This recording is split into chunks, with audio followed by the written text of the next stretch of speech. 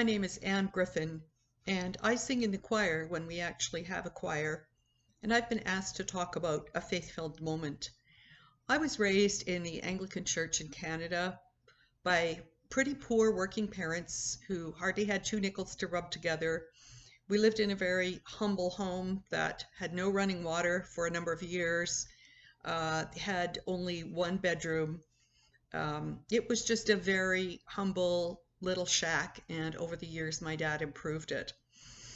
And I first learned gratitude from watching my parents work hard to improve that little place into a halfway decent home that we could all live in more comfortably.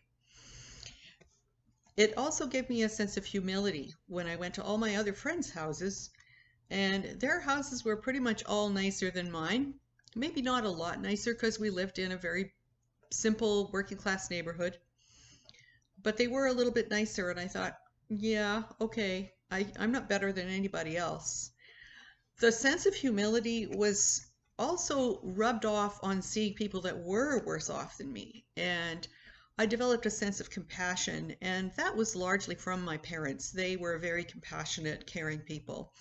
And Mom would always make casseroles or do things like that. My dad would offer rides once we had a car, which wasn't for a long time, but always willing to help others, doing things or giving money if they had it to give, which they often did not, but when they did, they were willing to share.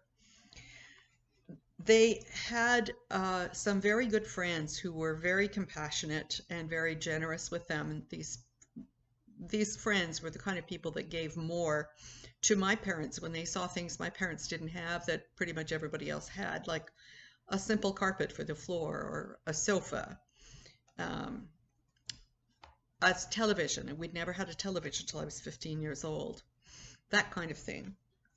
So their generosity certainly reflected my parents' generosity, and I'm pleased to say that I learned that too. And it was through my growing faith in God that I believe that God does call us to generosity in all aspects of our life, in caring for the poor and the needy and the outcast and the dejected and the disabled and everyone else who's kind of got caught drew the short straw of life, whether they're near or far. It's certainly easier to care for those that are nearer, but still, wherever they are, we're called to do that.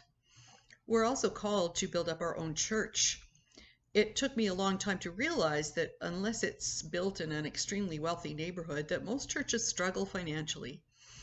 And it costs a lot to keep a church building running, to pay the clergy, to pay for the upkeep, and in Arizona, of course, all the air conditioning units. And so I learned over the years that it was part of my responsibility to give as I could, as I was able, and stretch myself at times when it was even a little uncomfortable to do that, when there was a particular need around.